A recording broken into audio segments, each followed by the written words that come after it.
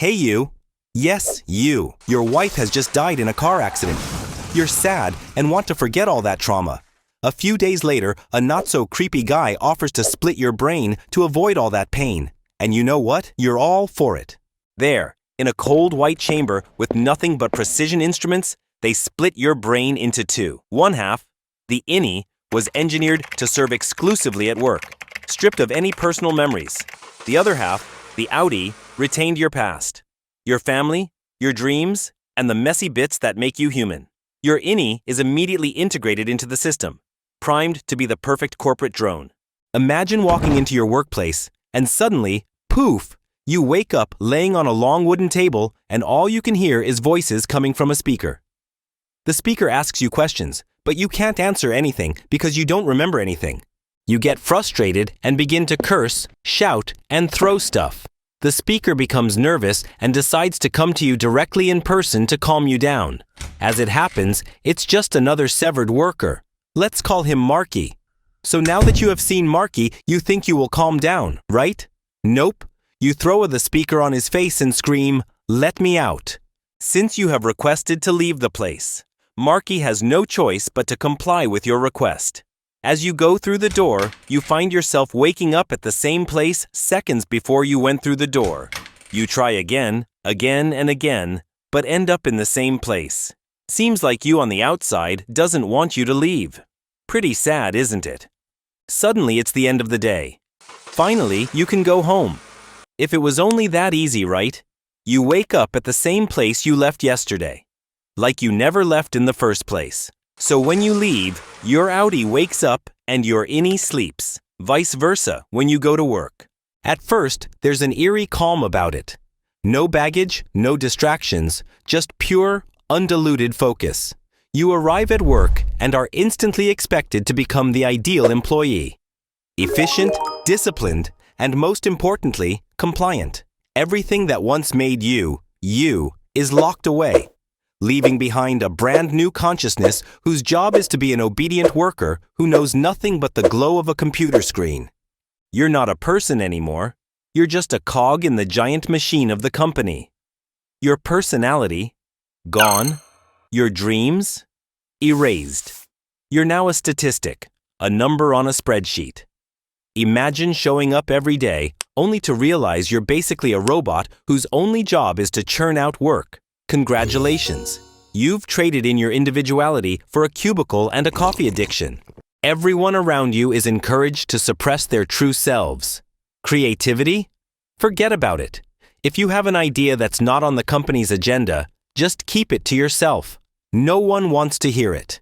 You're basically a living, breathing robot. And the only thing that matters is how much work you can pump out before lunchtime. If you dare to think outside the box, or heaven forbid, question the system, you're in for a world of hurt. Disobeying orders might lead to a stern talking to.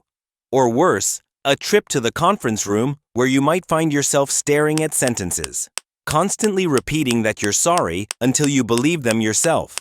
On the flip side, if you manage to complete your assigned tasks without any hiccups, you might receive some pretty sweet rewards.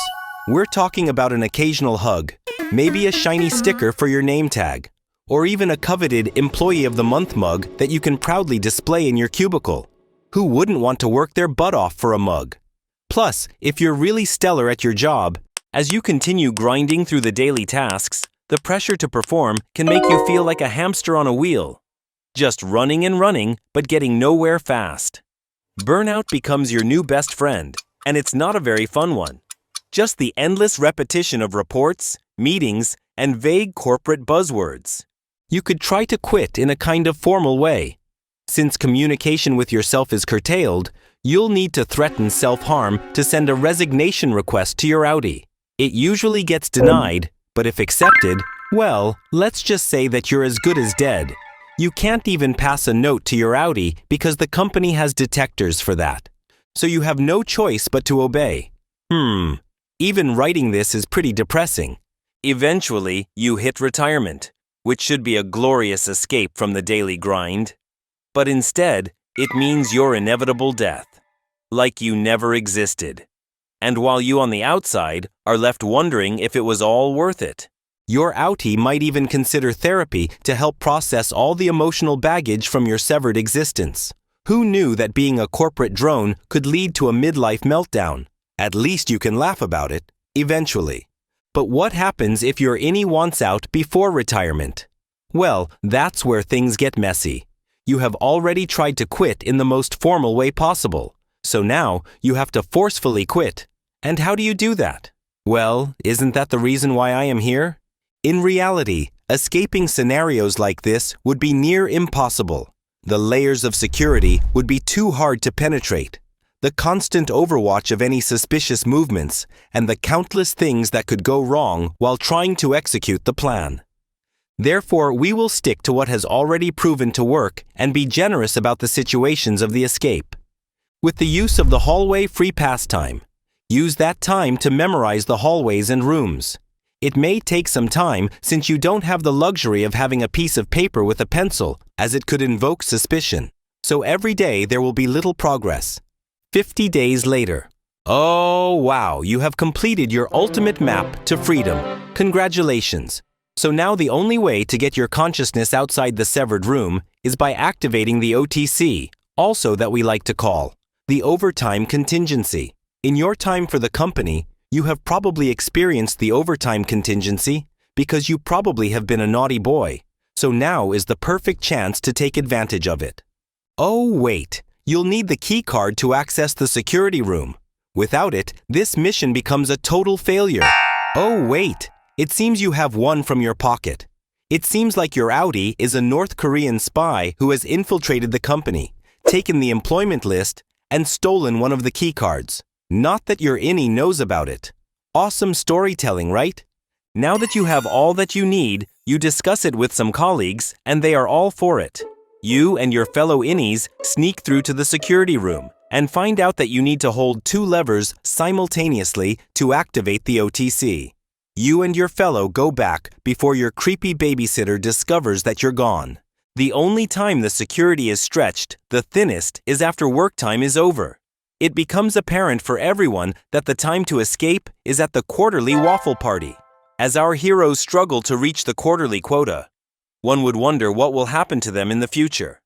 Find out in the next episode of 100 Days Later. The waffle party is on. While everyone goes home, one stays and gets the waffle party with a creepy show.